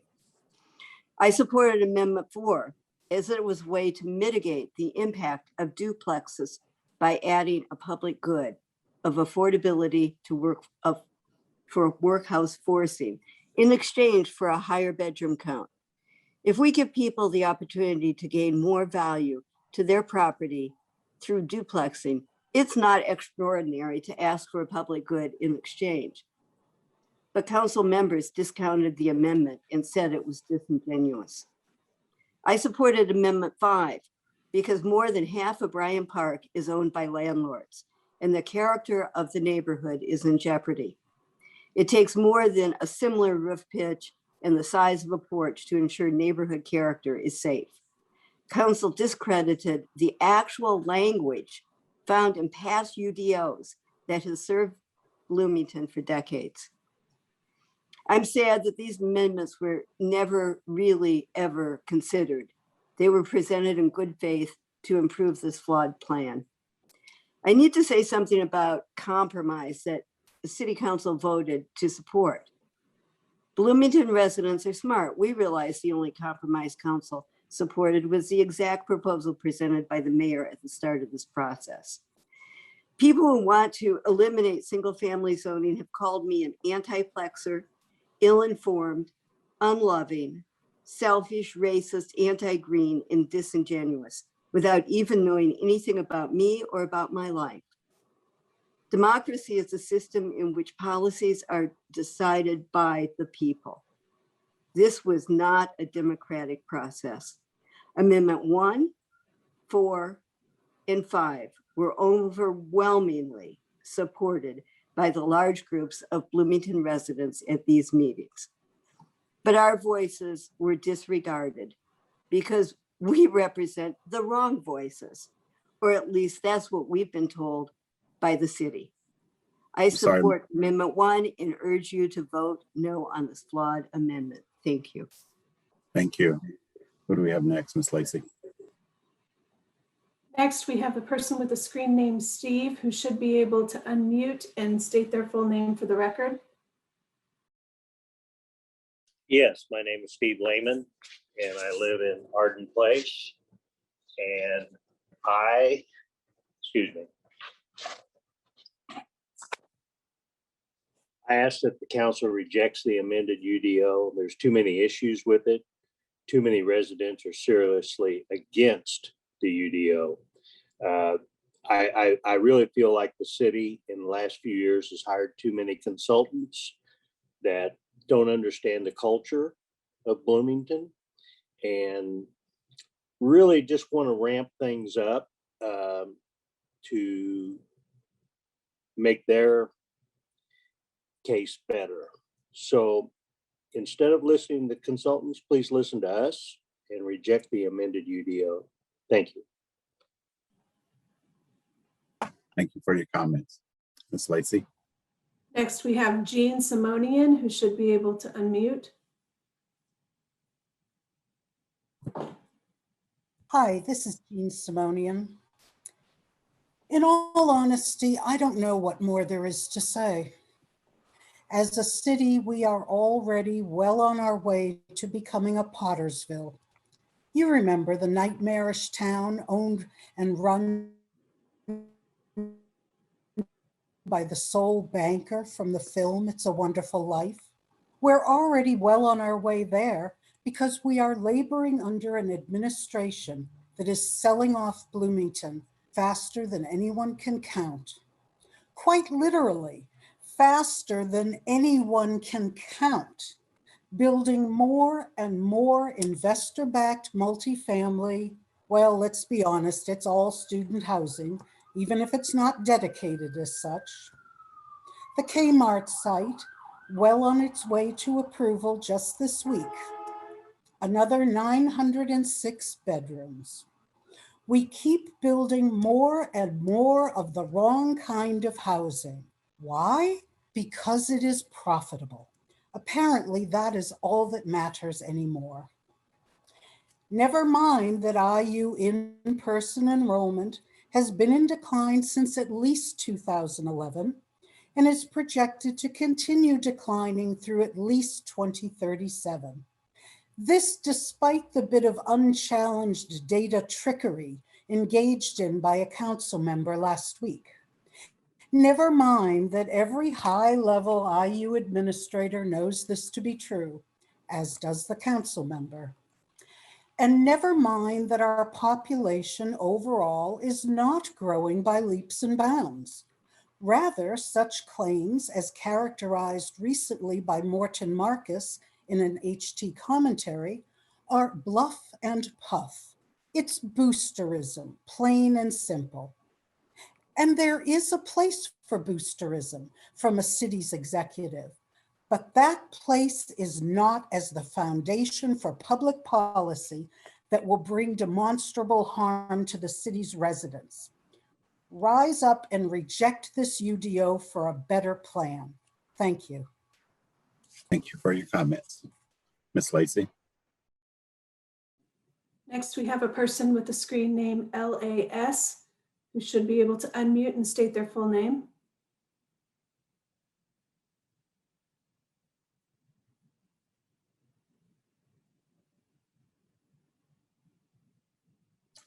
Screen name LAS, are you able to unmute? Can you hear me? I'm not muted. Yes, we can hear you. Okay. My name is Leslie Skoogland. I'm a homeowner in the New West Side neighborhood. I hope you will please vote yes on the amended UDO. I've appreciated your time and careful consideration on all aspects of this process. I think the amendments have created a great compromise. None of us are getting everything we'd hoped for in the UDO, but I think the limits are fair for the time being. I agree with Ms. Crabtree, however, that over time, it will be proven that duplexes are not scary and the inhabitants are in fact all of us. Thank you so much for your hard work and time. Thank you for your comments. Ms. Lacy. Next, we have the person with the screen name RM, who I believe is Renee Miller. Should be able to unmute. Hi, everyone. Thank you again for allowing me to speak. I want to echo the last speaker and what she said, and also Ms. Crabtree and what she said, as well as others that are hoping that you support this. It isn't exactly what we all wanted, but it's better than nothing, and it is a compromise, so I appreciate that. And I also want to be clear that nobody is comfortable when we're talking about racism and classism. And when I bring it up, I in no way am saying, calling anyone a racist or a classist at all. I have not done that. And I want to be very clear about that. I don't believe that I could do that without knowing somebody really, really well. So I'm a little saddened by hearing those types of comments, but you know, that's not something I can control. All I can do is fight for a better day for my kids and my family that are not white, and for my friends, and for people that aren't my friends that are people of color. So having said that, please vote to pass this, and I thank you for your time, and I yield the rest of my time. Thanks. Thank you very much. Who do we have next, Ms. Lacy? Next, we have Chris Sturbaum, who should be able to unmute. Yes, good evening. It's been a long one. I suggest that we can all agree on something. None of us have enjoyed this process. This duplex amendment was not ready in 2019. It's not ready now. The mayor has put this council in an awful position twice.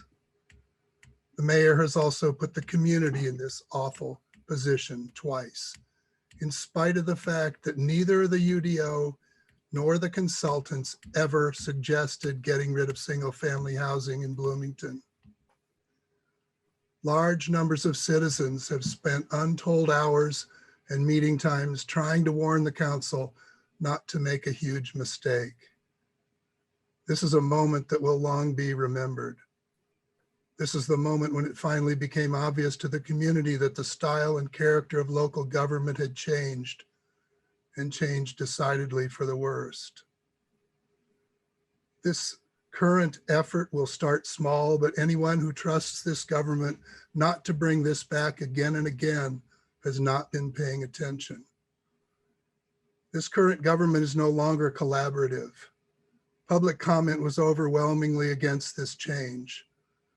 Local government always gave me hope when I was discouraged by state and federal politics. It is a sad day in Bloomington. I'm afraid I can no longer take comfort in our local democratic process. Good leadership finds consensus. Good leadership doesn't start a fight and then hide behind staff and watch the fight he started both in 2019 and now. The community offered well thought out processes to work together on goals we all share. This was rejected. As Tommy Allison said, referring to Eleanor Ostrom, how do you manage the commons? You listen to and include all the parties in the commons. This has clearly not happened.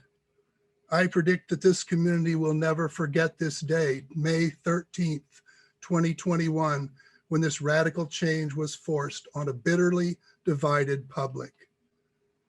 This isn't the day democracy died in Bloomington, but it is the day democracy was badly wounded. I hope we never do this again. Thank you.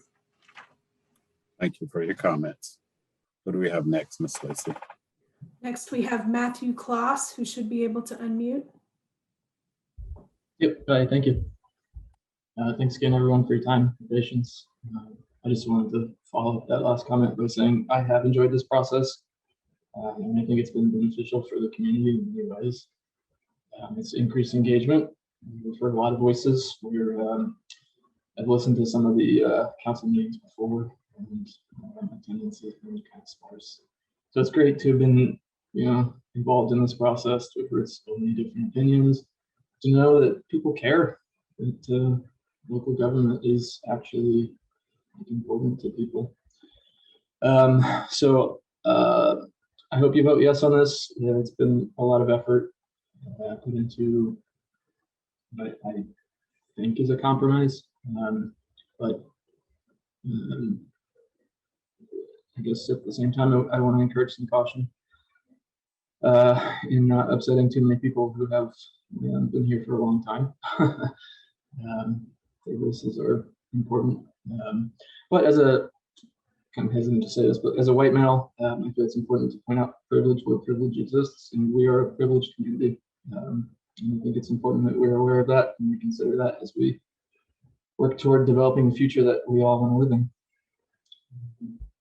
I'll just leave it at that. Thank you.